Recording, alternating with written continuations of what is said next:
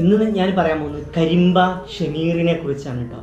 കരിമ്പ ഷമീർ എന്ന് പറയുമ്പോൾ ആ മനുഷ്യന് ഒരുപാട് മനുഷ്യർക്ക് ഉപകാരപ്രദമായിട്ടുണ്ടായിരുന്ന ഒരു മനുഷ്യജീവിയായിരുന്നു അദ്ദേഹം നമ്മുടെ കേരളത്തിൻ്റെ പോലീസിനും അതേസമയം നമ്മുടെ ഇന്ത്യൻ മിലിറ്ററിക്കും അത്തരത്തിൽ ഒരുപാട് ആളുകൾക്ക് സൗജന്യമായിട്ട് അദ്ദേഹം സേവനം ചെയ്യുമായിരുന്നു. അദ്ദേഹം ഒരു വിദഗ്ധനായ മരം കയറ്റക്കാരനായിരുന്നു. അദ്ദേഹം ജീവിച്ചതും വളർന്നതൊക്കെ കഷ്ടപ്പാടിൻ്റെ കൊടുവഴികളിലൂടെയായിരുന്നു. അദ്ദേഹത്തിൻ്റെ ചെറുപ്പകാലം എന്ന് പറയുന്നത് ചെറുപ്പത്തിലെ ഉമ്മയും ഉപ്പയൊക്കെ മരണപ്പെട്ട് ചെറുപ്പം മുതലേ കഷ്ടപ്പാടിൻ്റെ വഴികളിലൂടെ കടന്നു വന്നൊരു മനുഷ്യനായിരുന്നു കരിമ്പ ഷമീർ.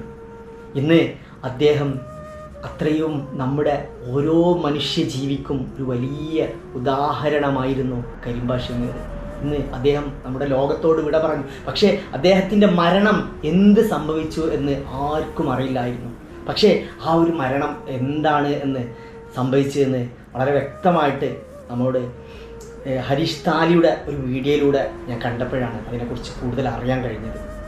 അദ്ദേഹത്തിൻ്റെ ജീവിതം എന്ന് പറയുന്നത് 43-ാമത്തെ വയസ്സിൽ അദ്ദേഹം മരിച്ചു. ഈ 43 വയസ്സ് വരെയുള്ള അദ്ദേഹത്തിൻ്റെ ജീവിതത്തിൽ അദ്ദേഹം ഒരുപാട് നല്ല നന്മകൾ, പലപ്പോഴും അദ്ദേഹം വളരെ അഡ്വഞ്ചറായിട്ടുള്ള ഒരാൾക്കും കഴിയാത്ത വിധത്തിലുള്ള കാര്യങ്ങളാണ് അദ്ദേഹം ചെയ്ത് കാണിച്ചിട്ടുണ്ടായിരുന്നത്. പലപ്പോഴും അത് പല കാര്യങ്ങളും അദ്ദേഹം പലരുടെയും ജീവിത രക്ഷയ്ക്കും വേണ്ടിയിട്ടും പല ആളുകൾക്ക് ഉപദ്രവമായിക്കൊണ്ടിരിക്കുന്ന മരം വെട്ടുന്ന കാര്യത്തിലൊക്കെ ആയിരുന്നു. അവസാന നിമിഷം പോലും അദ്ദേഹത്തിൻ്റെ മരണം സംഭവിക്കുന്ന സമയം പോലും അത്തരത്തിലൊരു വലിയ നല്ല കാര്യത്തിനു വേണ്ടിയിട്ടായിരുന്നു, സൗജന്യമായിട്ട് ചെയ്യുന്ന ഒരു കാര്യത്തിൻ്റെ പിറകിലായിരുന്നു അദ്ദേഹത്തിൻ്റെ മരണം പോലും സംഭവിക്കുന്നത്. ഇന്ന് കരിമ്പ ഷമീറിനെ കുറിച്ചാണ് എനിക്ക് കൂടുതലായിട്ട് നിങ്ങളോട് പറയാനുള്ളത്. ആ മനുഷ്യന് എന്തായിരുന്നു സംഭവിച്ചതെന്നൊക്കെ ഹരീഷ് താലിയുടെ ആ ഒരു വീഡിയോയിലൂടെയാണ് നമ്മളിതൊക്കെ അറിയുന്നത്. ഏതായാലും ഞാൻ അവിടെ ആ വീഡിയോ ഒന്ന് ഇവിടെ റീഡ് ചെയ്യാം. അനാഥനായിട്ട് വളർന്ന് അനാഥർക്ക് വേണ്ടി ജീവിച്ച് നമ്മളോട് വിട പറഞ്ഞ ആളാണെന്നുള്ളത് പിന്നീടാണ് ഞാൻ അറിയുന്നത്. ഇദ്ദേഹമായിരുന്നു അദ്ദേഹത്തിൻ്റെ ജോലിക്കാർ, ഇവരൊക്കെ ആയിരുന്നു. ഇദ്ദേഹത്തിൻ്റെ ആയിരുന്നു ഈ ഒരു ആല്. ഈ ആലിൻ്റെ അവസാന കൊമ്പ് മുറിക്കുന്ന സമയത്താണ് അല്ലേ ചേട്ടാ കൊമ്പ് മുറിക്കുമ്പോഴാണത് മൂപ്പർക്ക് സുഖമില്ല പറഞ്ഞിട്ട് ഇത് താഴത്ത് ഇറങ്ങിയിരുന്നു. പിന്നെയാണ് തൊണ്ടവേദനയുടെ കാര്യമൊക്കെ പറഞ്ഞത്. സത്യത്തിൽ നിങ്ങൾ ഒരുമിച്ച് അന്നത്തെ ദിവസം നിങ്ങൾ രണ്ടുപേരും കൂടിയിട്ടല്ലേ ഇങ്ങോട്ട് വന്നിട്ടുണ്ടായിരുന്നു? പേരെന്ന് പറഞ്ഞേ? പേര് രമേഷ് ഏട്ടാ, ശരിക്കും അവിടെ നിന്ന് വരുന്ന സമയത്ത് അദ്ദേഹം അന്ന് എന്തെങ്കിലും സുഖമില്ലാന്ന് എന്തെങ്കിലും പറഞ്ഞിട്ടുണ്ടായിരുന്നു? പറഞ്ഞാൽ ചങ്കുവേന എന്ന് പറഞ്ഞായിരുന്നു. അപ്പോൾ ഞങ്ങൾ തലേദിവസം തണുത്ത വെള്ളം കുടിച്ചിട്ടുണ്ടായിരുന്നു. അപ്പോൾ എന്നോട് അതിൻ്റെ ആയിരിക്കും അല്ലടാ വെച്ചാൽ അതിൻ്റെ ആയിരിക്കും, എനിക്കൊന്നും ഇല്ലാട്ടാണെന്ന് ഞാൻ പറയുകയും ചെയ്തു. പിന്നെ ആൾ പണിയൊക്കെ കഴിഞ്ഞു അവിടുന്ന് മുകളിൽ നിന്ന് എടുത്തിറക്കി വലിയൊരു കൊമ്പ് ചാലിലേക്ക് വീണിട്ടുണ്ടായിരുന്നു. അപ്പം ഞങ്ങളോട് അടുത്തുനിന്ന് എടുത്ത് മാറ്റുമാറ്. എന്നെ ഇവിടെ ഒരാൾ വേണ്ട ആളെന്നെ ഭക്ഷണങ്ങളൊക്കെ എത്തിച്ചാന്ന്. അപ്പോൾ ആൾ ജീപ്പ് ഇറങ്ങി സാധനമൊക്കെ അങ്ങോട്ട് എടുത്തു. എന്നിട്ട് ഭക്ഷണം കഴിച്ചിട്ട് ആള് കയറി ഇവിടുന്ന് പൊത്തിപ്പിടിച്ച് കയറണം. ഇതിലും വരാനും കയറിയുള്ളൂ. ഇവിടുന്ന് പൊത്തിപ്പിടിച്ച് എവിടെ വരെ കയറാൻ പറ്റുള്ളൂ. പിന്നെ അവിടെ നിന്ന് പൊത്തിപ്പിടിച്ച് കയറണം. കയറിയിട്ട് ഇടാ എനിക്ക് ചങ്ക് വേനിക്കുന്നുണ്ട്, ഞാൻ ഇറങ്ങണം. അപ്പോഴും ആള് ചങ്ക് വേനിക്കണമെന്ന് പറഞ്ഞോളൂ. അത് കഴിഞ്ഞിട്ട് ആള് ഇവിടുന്ന് ഇറങ്ങിയിട്ട് ഇവിടുന്ന് ഛർദ്ദിച്ചിട്ട് ബ്ലഡ് അല്ല ഭക്ഷണം തന്നെ ഛർദ്ദിച്ചിട്ട് ഇവിടുന്ന് ബെൽറ്റ് ഇതെല്ലാം ഊരിയിട്ട് ഇവിടെ ജീപ്പിൻ്റെ അടുത്ത് കൊടുന്ന് വെച്ചു. സാധനങ്ങൾ വേഗം കയറ്റി കയറും. അപ്പോൾ ആൾ എന്നിട്ട് ഡ്രസ്സ് മാറിയിട്ട് കുളത്തിൽ കുളിക്കാൻ പറ്റുമോ? കുളത്തിൽ വേണ്ടെണ്ണ, അതിനപ്പോൾ അപ്പുറത്ത് പോയി കുളിച്ചോ പറഞ്ഞു. ഛർദി കഴിഞ്ഞതിന് ശേഷം കുളിക്കാൻ പറ്റുമോ? അവിടെ നിന്നിട്ട് ആൾ അവിടുത്തെ ഒരു പൈപ്പ് ഉണ്ട്, അവിടെ പോയി കുളിച്ചു സാധനം വേഗം കയറ്റിട്ടോ പറഞ്ഞു. പിന്നെ വന്നിട്ട് അവിടെ ഒരു ആ തെങ്ങിൻ്റെ ചുവട്ടിൽ വന്നിട്ട് ചെറുതായിട്ടും ഛർദ്ദിച്ചു. സാധനം വേഗം കയറ്റി. എന്നാൽ അവിടെ അടുത്ത് തന്നെ അങ്ങോട്ട് ഒരു ഹോസ്പിറ്റൽ നമുക്ക് ഇങ്ങോട്ട് പറയും, കുട്ടൻസ് എന്നോ എന്തൊരു പേരുണ്ട് ഇവിടെ ഒരു ഹോസ്പിറ്റൽ, ഉണ്ണി കുട്ടൻസ്. നിങ്ങോട്ട് പോകാൻ പറഞ്ഞു. വേണ്ട നമുക്ക് അങ്ങോട്ട് പോകാൻ പറഞ്ഞു. എന്നിട്ട് ഇവിടുന്ന് ഞങ്ങൾ അദ്ദേഹം തന്നെ വണ്ടി അയാൾ മൂപ്പര് അന്ന് മുണ്ട് മാത്രമേ ഇട്ടു, ഷർട്ട് ഇട്ടിട്ടില്ല. ഷർട്ട് ദയ ഹോസ്പിറ്റലിന് മുന്നിൽ നിന്നാണ്. അപ്പോൾ ഡോക്ടറിനെ വിളിച്ച് പറഞ്ഞു. ഡോക്ടർ വേഗം വന്നപ്പോൾ എന്താ പറ്റി ചോദിച്ചു. എനിക്ക് സാറേ ഇതെങ്ങനെ ചങ്ക് വേനയുണ്ട്, ഇപ്പോൾ ഇതിന് തല വേനയുണ്ട്, ഇതിനൊക്കെ ഫുള്ളും വേനയുണ്ട്.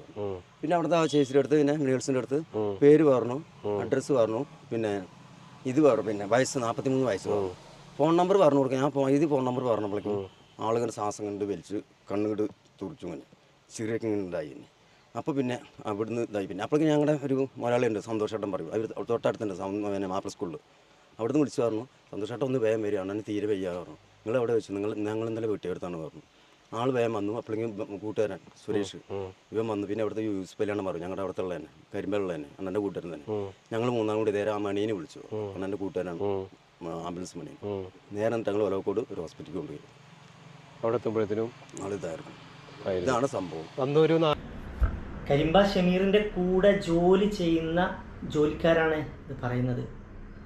കാരണം അത്രയും ഷമീർ അവരുടെ ജോലിക്കാരെയും അതേപോലെ മറ്റുള്ളവരുടെ കാര്യത്തിൽ പ്രയാസപ്പെടുന്നവർക്ക് തടസ്സം നീക്കുന്നതിനു വേണ്ടി ഷമീറിനെ പോലത്തെ ഒരു വ്യക്തിയെ ഇനി നമുക്ക് പകരം വെക്കാൻ കഴിയുമോ?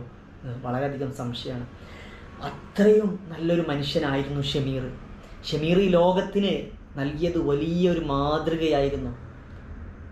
പ്രൊഫറ്റ് മുഹമ്മദ് നബി സല്ലല്ലാഹു അലൈഹി വസല്ലമയുടെ പല കോട്സുകളിലുണ്ട് മറ്റുള്ളവർക്ക്, അതായത് ഭൂമിയിലുള്ള ജീവിക്കുന്ന ജനങ്ങളോട് കാരുണ്യം കാണിക്കുമ്പോൾ ആകാശത്തുള്ളവൻ നിങ്ങളോട് കാരുണ്യം കാണിക്കുന്നു.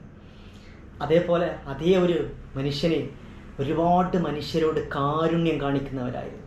പലപ്പോഴും ഒരു രൂപ പോലും വാങ്ങാതെ ആയിരുന്നു ഇത്തരം കാര്യങ്ങളൊക്കെ ചെയ്തിട്ടുണ്ടായിരുന്നു. കൂടെയുള്ളവർ പറയുന്ന സമയത്ത് കരയുന്ന പോലുണ്ട്. ബാക്കി കൂടെ നമുക്ക് കാണാം. അദ്ദേഹം ആരായിരുന്നു എന്ന് എന്തായിരുന്നു ഒക്കെ മരണശേഷമാണ് കൂടുതലായിട്ടും ആളുകൾ അറിയുന്നിട്ടോ. ഒരു കാര്യമാണ് ഇദ്ദേഹത്തിനെ ഞാൻ ഒന്ന് പരിചയപ്പെടുത്താം. കൂടുതൽ ഇദ്ദേഹം ഇവിടെ പറഞ്ഞ ശേഷമാണ് കൂടുതൽ കാര്യങ്ങൾ ഞാൻ അന്വേഷിക്കുന്നതൊക്കെ അറിയുന്നത്. നമ്മൾ സംസാരിച്ചുകൊണ്ടിരിക്കുമ്പോൾ മഴ പെയ്തിട്ടുണ്ട്. ചേട്ടൻ കൂട്ട് അടുപ്പിച്ചേക്കാം. അപ്പോൾ ചേട്ടൻ്റെ പേരെന്ന് പറയാം? എൻ്റെ ഒരു സുരേഷാണ്. സുരേഷ് ഏട്ടാ, നമ്മൾ കുറച്ച് നേരം കൂടുതൽ സംസാരിക്കുകയാണ്. അദ്ദേഹത്തെ കുറിച്ചിട്ട് കൂടുതൽ കാര്യങ്ങൾ എനിക്ക് അറിയാൻ പറ്റിയത്. ശരിക്കും അദ്ദേഹം അനാഥനായിട്ട് വളർന്നാന്ന് പറഞ്ഞു. ഷമീർക്കാൻ്റെ കാര്യം പറഞ്ഞാൽ, ഷമീർക്ക ഒരു സത്യം പറഞ്ഞാൽ ഒറ്റപ്പെട്ട ജീവിതം പറഞ്ഞാൽ, ഷമീർക്കാൻ്റെ നാട് ശരിക്കും പറഞ്ഞാൽ മലപ്പുറത്താണ്, പാണാമ്പ്ര ചേളാരി പാണാമ്പ്ര എന്ന സ്ഥലത്താണ്. പിന്നെ അവിടെ നിന്ന് ഇങ്ങോട്ട് പിന്നെ ആള് 9-10 വയസ്സാകുമ്പോൾ അവിടെ നിന്ന് ഇങ്ങോട്ട് ചാടി വന്നാണ്. പിന്നെ നേരെ 10 വയസ്സാകുമ്പോൾ അവിടെ നിന്ന് വന്നിട്ട് മാതാപിതാക്കൾ അമ്മയും അച്ഛനും ചെറുപ്പത്തിൽ മരിച്ചു. പിന്നെ ആൾ അനാഥനായി. പിന്നെ 2 താത്താരാണ്, 2 താത്താരാണ്, ചേച്ചിമാരാണ്. പിന്നെ ആൾ അവിടെ നിന്ന് വെത്തിങ്ങാനെ കൊണ്ട് നിർത്തിയ അവിടെ നിന്ന് ആള് ചാടി പോകുന്നു. അവിടെ എല്ലാവരും ഷമീർക്കാർക്ക് ഒപ്പം ആൾക്കാരൊക്കെ ഉണ്ട്. ഷമീർഖാന്റെ ദത്തെടുത്ത് വളർത്തിയവരെല്ലാവരും ഒപ്പം ഉണ്ട്. അവിടെ നിന്ന് ആളവിടെ നേരെ ചാടി പോകുന്നു. അവിടെ നേരെ വന്നു. പിന്നെ നേരെ ഞങ്ങളുടെ നാട്ടിൽ വന്നു. പിന്നെ ഒരു ഹോട്ടലിൽ പണിക്ക് നിന്നു. ഹോട്ടലിൽ പണിക്ക് നിന്ന് അങ്ങനെ പാത്രം കഴുകലും അങ്ങനെ പൊറോട്ട അടിക്കാൻ തുടങ്ങി. പൊറോട്ട മാസ്റ്ററായി. പൊറോട്ട നന്നായിട്ട് പൊറോട്ടയ്ക്ക് അടിക്കാൻ തുടങ്ങി. പിന്നെ അങ്ങനെയായിട്ട് നല്ല ഹോട്ടലിൽ എല്ലാ പണിയൊക്കെ ആയി സമയത്ത് പിന്നെ ആള് ഒരു വീട്ടിൽ നിന്നായിരുന്നു. ആ വീട്ടിൽ തന്നെ കുട്ടീനെ കല്യാണം കഴിക്കുകയും ചെയ്തു. പിന്നെ ആള് മരമുറിയിലേക്ക് മാറി. പിന്നെ അത് കഴിഞ്ഞിട്ട് പിന്നെ നമ്മൾ അന്ന് മുതൽ പരിചയമാണ്. പിന്നെ എൻ്റെ ഷോപ്പ്, എൻ്റെ കട, എനിക്കൊരു കട ആക്കി തന്നതിന് ഷമീർക്കയാണ്. എല്ലാ ടൂൾസുകളും എല്ലാ ഐഡിയകളും ഇന്നത് സുരേഷ് എന്നെ ഉണ്ടാക്കി പറയും. വർക്ക് കഴിഞ്ഞ് കഴിഞ്ഞാൽ നേരെ വന്ന് എൻ്റെ ഷോപ്പിലാണ്. എൻ്റെ ഷോപ്പിൽ 9:30 മണിക്ക് ഷോപ്പിൽ വരുന്ന വഴിക്ക് കയറിയിരുന്നു. ഞാൻ ഞെട്ടിപ്പോയി. കാരണം നമുക്ക് എന്താണ് ആവശ്യം? നമ്മൾ ആ ഒരു കരിമ്പ മോട്ടറൊക്കെ ഉണ്ടായിരുന്നു, അതേമാതിരി കരിമ്പ കുളത്തൊക്കെ ഉണ്ടായിരുന്നു. അദ്ദേഹം ഈ ഷമീർ കരിമ്പൻ്റെ മറ്റൊരു പ്രത്യേകത എന്ന് വെച്ചാൽ അദ്ദേഹത്തിൻ്റെതായ യുക്തി ഉപയോഗിച്ചുകൊണ്ട് പുതിയ നൂതനമായിട്ടുള്ള സുരക്ഷിതമായിട്ടുള്ള മരം മുറിക്കുകയും അതേപോലെ മല കയറുകയും അത് ഇത്തരത്തിലുള്ള അഡ്വഞ്ചർ ആയിട്ടുള്ള ഉപകരണങ്ങളൊക്കെ അദ്ദേഹം തന്നെ സ്വന്തം ഇതിൽ വികസിപ്പിച്ചെടുക്കുമായിരുന്നു കേട്ടോ. അതിനെക്കുറിച്ച് വീണ്ടും അദ്ദേഹം പറയുന്നുണ്ട്. ഈ കരിമ്പാക്കുളത്ത് കരിമ്പ മോട്ടർ എന്നൊക്കെ പറയുമ്പോൾ എനിക്ക് പറയാനുള്ളത് നമ്മുടെ ഈ ഒരു കരിമ്പ എന്ന് പറയുന്ന നാടിനോട് അദ്ദേഹത്തിന് ഭയങ്കര ഒരു പ്രണയമായിരുന്നു. എന്ത് കണ്ടെത്തിയാലും അദ്ദേഹം കരിമ്പ എന്ന് പറയുന്ന നാടിനെ കൂട്ടിച്ചേർത്തിട്ടാണ് അദ്ദേഹം പേരിലായത്. ഇദ്ദേഹത്തിന് ഒരു കട ഇട്ട് കൊടുത്തിട്ടുണ്ട്. ആ ഒരു കടയിൽ പോയപ്പോൾ ഞെട്ടിപ്പോയി. അത് അവിടെയും ആ ഒരു കരിമ്പ ടൂൾസ് എന്നാണ് ആ ഒരു കടക്ക് പേരിട്ടിരിക്കുന്നത്. ആ ടൂൾസുകളാണ്ട് ഞാൻ ഞെട്ടിപ്പോയി. കാരണം ഇതൊന്നും ക്യാഷ് കൊടുത്ത് വാങ്ങിച്ചല്ല, അദ്ദേഹം തന്നെ ഉണ്ടാക്കി കൊടുത്ത, അതായത് മണ്ണ് എത്ര കിണറിൻ്റെ താഴ്ചയിൽ നിന്നാണെങ്കിലും നമുക്ക് താഴെ നിന്ന് എടുക്കാവുന്ന ഒരു ക്രെയിന്, അതൊക്കെ അദ്ദേഹം ഉണ്ടാക്കിയതാണ്. അതായത് ബിൽഡിങ്ങിന്റെ മുകളിലും എത്ര താഴ്ചയിലാണെങ്കിലും എടുത്തു വരാം. പശുവിനെ പൊക്കാനുള്ള കൗലിഫ്റ്റ് അത് ഞങ്ങൾ നേരത്തെ ചെയിൻ ബ്ലോക്ക് ഇട്ടിട്ട് സ്കഫോൾഡിങ് സെറ്റ് ചെയ്ത് അതാ ചെയ്തു തരും. ഞങ്ങൾ നല്ല റിസ്ക് ആയിരുന്നു. റേഷൻ കടത്തെ ചാക്ക കൊടുത്തു, അത് സക്സസ് അല്ലായിരുന്നു. അപ്പൊ അങ്ങനെ പറഞ്ഞിട്ട് അങ്ങനെ കൗലിഫ്റ്റ് ഇന്ന ഭാഗത്ത് ഉണ്ടാക്കുന്നുണ്ട് ഷമീർക്ക പറഞ്ഞു. ആ രീതിയിൽ അവിടെ പോയി ഷമീർഖാന്റെ ഐഡിയ തന്നെ അവിടെ നേരത്തെ ഉണ്ടാക്കിയിട്ട് അതിനെ കൊണ്ടുവന്നിട്ട് ശരിക്കും പറഞ്ഞാൽ അങ്ങനെ അദ്ദേഹത്തിന് ഒരു ജീവിതമാർഗ്ഗം തികച്ചും ഷമീർക്ക പറഞ്ഞു നമുക്ക് ഇതിന് ക്യാഷ് ഒന്നും മേടിക്കണ്ട പറഞ്ഞു. തികച്ചും ഫ്രീ ആയിട്ടാണ് കൗലിഫ്റ്റ് നമ്മൾ കൊടുക്കുന്നത്. സാധാരണക്കാരാണ് പശുവിനെ വളർത്തുന്നത്. അദ്ദേഹം ഈ ഷമീർ കരിമ്പൻ്റെ മറ്റൊരു പ്രത്യേകത എന്ന് വെച്ചാൽ ഒരു മനുഷ്യനെ മനസ്സിലാക്കാനുള്ള ഒരു കഴിവ്. ഇന്നത്തെ കാലഘട്ടത്തിൽ പലപ്പോഴും പല ജോലിയാണെങ്കിലും പല ബിസിനസ് ചെയ്യുകയാണെങ്കിലും പിടിച്ചു പറയുകയും പല അത്തരത്തിലുള്ള ഒരു കാലഘട്ടമാണ്. പക്ഷേ ഇവിടേക്കാണ് ഷമീർ കരിമ്പ വ്യത്യസ്തമാവുന്നത്. ഈ അവസാന നിമിഷത്തിൽ മരിക്കുന്ന സമയത്ത് ഒരു ആൽമരമുണ്ട്, നിങ്ങൾ കണ്ടിട്ടുണ്ടാവും ഇപ്പോൾ ഈ വീഡിയോയിൽ. ആ ആൽമരം മുറിക്കാൻ വേണ്ടിയിട്ട് വന്നത് ആ തൊട്ടടുത്തുള്ള വീട്ടുകാർക്ക് ഉപദ്രവമാവും. കാരണം ഇത്രയും വലിയൊരു ആൽമരം മുറിക്കാൻ മാത്രമുള്ള സാമ്പത്തിക സ്ഥിതി ആ ഫാമിലിക്കില്ല. അതുകൊണ്ട് തന്നെ ഷമീർ കരിമ്പ ഏറ്റെടുത്തുകൊണ്ട് ആ മരം മുറിച്ച് അവരെ സഹായിക്കാൻ വേണ്ടിയിട്ട് വന്നതാണ് യഥാർത്ഥത്തിൽ. നമ്മളൊന്ന് ആലോചിച്ച് നോക്കൂ, എങ്ങനെയുള്ളൊരു മനുഷ്യനാണ്. കൂടെ ജോലി ചെയ്യുന്നവർക്കും ഇത്തരത്തിൽ ഏതൊരാൾക്കും അവരുടെ സാഹചര്യം മനസ്സിലാക്കിക്കൊണ്ട് അദ്ദേഹം പണം പോലും ചോദിക്കാറില്ലായിരുന്നു. പലപ്പോഴും അദ്ദേഹം സേവനം എന്നുള്ള പക്ഷേ അദ്ദേഹം പണം ചോദിക്കാൻ പറ്റുന്നവരാണെങ്കിൽ അത് അദ്ദേഹത്തിന് യുക്തിപരമായിട്ട് മനസ്സിലാകുമ്പോൾ ആ ഒരു രീതിയിലായിരുന്നു അദ്ദേഹത്തിൻ്റെ അതിനൊക്കെ പണം ചോദിച്ചിരുന്നതും.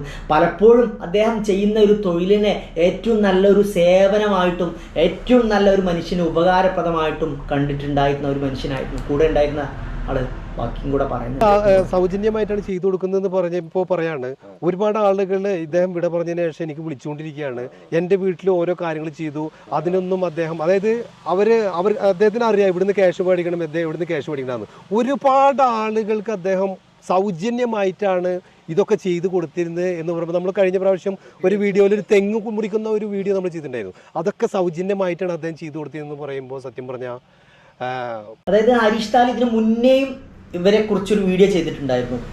ആ മരം മുറിക്കുന്നു, അദ്ദേഹത്തിൻ്റെ ഐതിഹാസികമായിട്ടുള്ള കാര്യങ്ങളൊക്കെ. പക്ഷേ ആ ഒരു കാര്യം ഹരീഷ് താലി അന്ന് ചെയ്ത സമയത്ത് പോലും ആ വീട്ടുകാർക്ക് സൗജന്യമായിട്ട് ചെയ്തു കൊടുക്കുകയായിരുന്നു.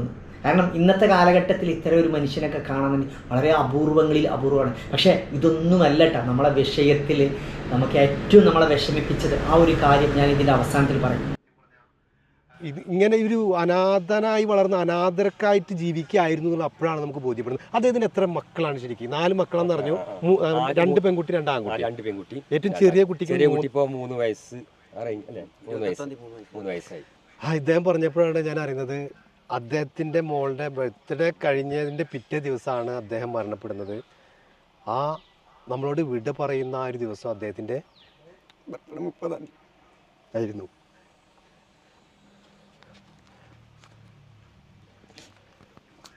അന്ന് തന്നെ അങ്ങനെ അങ്ങോട്ട് ആ ദിവസം തന്നെയാണ് പോയതല്ലേ? ആ ദിവസം അടക്കിയത്. സത്യത്തിൽ ഇത് ചേട്ടാ, സത്യത്തിൽ ഇത് ഫുള്ള് മുറിക്കാൻ അദ്ദേഹത്തെ അങ്ങനെ ഏൽപ്പിക്കുകയായിരുന്നു അല്ലേ? പിന്നെ ഇപ്പൊ ആല് മുറിച്ചിട്ടുള്ള പ്രശ്നമാണെന്ന് ചില നാട്ടിൽ ചിലവർ പറയുന്നുണ്ട്. ഇതിന്റെ 25 കൊല്ലം മുമ്പേ മുറിച്ചവരിപ്പോഴും ജീവനോടെ ഉണ്ട് ഇവിടെ. അങ്ങനെയും പറയുന്നു നാട്ടില് തെറ്റിദ്ധാരണകൾ ആളുകൾ ഇവിടെ ഇല്ല. ഇപ്പൊ കരിമ്പ ഭാഗത്തൊക്കെ ആല് മുറിക്കൊണ്ട് അങ്ങനെ പറ്റി. ആല് മുറിക്കൊണ്ടല്ല, ആല് ഇതിന്റെ നോക്കൂ, കൂടെ ജോലി ചെയ്തിരുന്ന ഒരാൾ ഇത്രമാത്രം കരയണം എന്നുണ്ടെങ്കിൽ എത്രമാത്രം അദ്ദേഹത്തെ സ്നേഹിച്ചിട്ടുണ്ടാവും ഈ ഷമീർ കരിമ്പ. 3.5 വർഷമായിരുന്നു. പറയാല്ല, എൻ്റെ കുടുംബം തന്നെ നേരെ ഒന്നും കഴിയാൻ മൂപ്പരോട് ചേർത്തിട്ട് ഉപരിയുടെ കുടുംബം തന്നെ സുഖം ചെയ്തായിരുന്നു മൂപ്പരോട് അല്ലേ? നമ്മൾ പലപ്പോഴും ഇന്നത്തെ കാലത്ത് തൊഴിലാളിയും മുതലാളിയും തമ്മിൽ നിൽക്കുന്ന ആ ഒരു കാലഘട്ടമാണ് ഇന്നത്തെയൊക്കെ. അവർക്കൊക്കെ ഈ ഷമീർ കരിമ്പ ഈ സൊസൈറ്റിക്ക് ഒരു വലിയ പാഠമാവുന്ന ഒരു മനുഷ്യന്. എത്രമാത്രം, കാരണം ഇങ്ങനെയൊക്കെ ഒരു മനുഷ്യന് ഉണ്ടാവുക എന്നൊക്കെ പറയുമ്പോഴേ നമ്മൾ ചിന്തിച്ച് നോക്കൂ, എത്രമാത്രം നല്ലൊരു മനുഷ്യനാണ് ഷമീർ കരിമ്പ. അദ്ദേഹത്തിൻ്റെ ജീവിതവും കഷ്ടപ്പാടും, അത് പലപ്പോഴും കഷ്ടപ്പാടിൽ നിന്ന് വളർന്നു വന്ന ചില ആളുകൾ ചിലപ്പോൾ അവർ ഒരു നല്ലൊരു നിലയിലെത്തുമ്പോൾ പലപ്പോഴും പല വിധത്തിലും ബിസിനസ് പരമായിട്ട് ചലഞ്ച് ചെയ്തുകൊണ്ട് വലിയ പണം ഈടാക്കാം. പക്ഷേ ഇവിടെയൊക്കെ ഷമീർ കരിമ്പ അദ്ദേഹത്തിൻ്റെ ജീവിത സാഹചര്യങ്ങളും അദ്ദേഹത്തിൻ്റെ വളർന്നു വന്ന ഇതൊക്കെ ഓർമ്മിച്ചു കൊണ്ട് തന്നെയായിരുന്നു അദ്ദേഹത്തിൻ്റെ ഓരോ കാര്യങ്ങളും മുന്നോട്ട് പോയത്. കൂടെ ഉണ്ടായിരുന്ന ഒരാൾ, അദ്ദേഹത്തിൻ്റെ കൂടെ ഉണ്ടായിരുന്ന അവർ അത്രയും മാത്രം കരയാന്നൊക്കെ പറയുമ്പോൾ നമ്മൾ ആലോചിച്ച് നോക്കും. പക്ഷേ എന്നെ ഏറ്റവും കൂടുതൽ വിഷമിപ്പിച്ചതും ഈ സൊസൈറ്റിക്ക് അദ്ദേഹം ഈ സൊസൈറ്റിയിൽ നിന്നും നമ്മോട് വിട പറഞ്ഞു പോകുമ്പോൾ നമുക്ക് നൽകുന്ന ഏറ്റവും വലിയൊരു നഷ്ടം, നമ്മുടെ ഈ ഒരു വിഷയവുമായി ബന്ധപ്പെട്ടിട്ട് മുന്നേ മറ്റൊരു സന്ദർഭം വീഡിയോയിൽ തന്നെ പറയുന്നുണ്ട്. കാശ്മീരിൽ ഒരാളെ കണ്ടിട്ട് കാശ്മീരിൽ നിന്ന് ഇദ്ദേഹത്തിന് എൻക്വയറി വരികയും അവിടെ കാശ്മീരിലുള്ള അവിടുത്തെ സേനയ്ക്ക് ഒരു ട്രെയിനിങ് ഒക്കെ കൊടുക്കുക, അത്തരം കാര്യങ്ങളിലൊക്കെ അദ്ദേഹം ചെന്നതൊക്കെ സംഭവക്കാറ്. പക്ഷേ അവിടെയൊക്കെ നമ്മുടെ കേരളത്തിനൊക്കെ ഒരുപാട് ഉപകാരപ്രദമാക്കിക്കൊണ്ട് അദ്ദേഹത്തെ ഉപയോഗപ്പെടുത്തിക്കൊണ്ട് ഇത്തരം അഡ്വഞ്ചറായിട്ടുള്ള കലകളൊക്കെ പഠിപ്പിച്ചെടുക്കേണ്ടത് നമ്മുടെ സൊസൈറ്റിക്ക് വളരെ ആവശ്യകരമായിരുന്നു. നമ്മൾ പലപ്പോഴും സ്കൂളുകളിലൊക്കെ മരം കയറുന്നതും അല്ലെങ്കിൽ സ്കൂളുകളൊക്കെ നീന്തം പഠിപ്പിക്കുന്നതും അത്തരത്തിൽ പല കാര്യങ്ങളും എൻഗേജ് ചെയ്യിക്കുന്നുണ്ട് കുട്ടികൾക്ക് വേണ്ടി. പക്ഷേ ഇത്തരം ഈ ഒരു മനുഷ്യനൊക്കെ ഉപയോഗപ്പെടുത്തിക്കൊണ്ട് ഒരുപാട് കാര്യങ്ങൾ, ഒരുപാട് ഇത്തരം ഒരു അപൂർവമായ മനുഷ്യരെ, എനിക്ക് തോന്നുന്നു 10,000-ൽ വേണ്ട ലക്ഷങ്ങളിൽ ഒരാളെ ഇത്തരം ഷമീർ കരിമ്പയെ പോലുള്ള മനുഷ്യരുണ്ടാവുള്ളൂ എന്നാണ് എനിക്ക് തോന്നുന്നത്. അത്രമാത്രം ജനങ്ങളോട് സൗഹൃദം പുലർത്തുന്ന ഒരു മനുഷ്യന്, ഈ ഒരു മനുഷ്യന് നമുക്ക് വലിയ നഷ്ടങ്ങളാണ്. ആ മനുഷ്യൻ്റെ മരണത്തോടെ നമുക്കുണ്ടായത് വലിയ നഷ്ടങ്ങളാണ് എന്ന് ഞാൻ പറയുള്ളൂ. കാരണം ഇത്തരം മനുഷ്യർ ലോകത്ത് തന്നെ അപൂർവമായിരിക്കും. ഇത്തരം മനുഷ്യരൊക്കെ നമ്മളെ സൊസൈറ്റി ഏറ്റെടുത്ത് അവരെ വികസിപ്പിച്ച അത്തരം വലിയ അക്കാദമിയും അത്തരം വലിയ സംരംഭങ്ങളും അതുമായി ബന്ധപ്പെടുത്തിക്കൊണ്ട് ജനങ്ങളെ കൊണ്ടുവരേണ്ടയും കുട്ടികളെ വളർത്തി കൊണ്ടുവരേണ്ടതൊക്കെ ചെയ്യേണ്ടതായിരുന്നു എന്നുള്ള ഒരു വലിയ നഷ്ടം തന്നെയാണ് നമ്മൾക്കൊക്കെ സംഭവിച്ചിട്ടുള്ളത്. ഗ്രേറ്റ് താങ്ക്സ് ഹരീഷ് താലി ഈ ഒരു കാര്യം ഇതിന് മുന്നിലേക്ക് കൊണ്ടുവരുന്നതിന്. അപ്പോൾ ഓക്കെ, ഇതിനെക്കുറിച്ചുള്ള അഭിപ്രായങ്ങൾ എല്ലാവരും കമൻറ്റ് ചെയ്യാം. പുതിയ മറ്റൊരു വീഡിയോസ്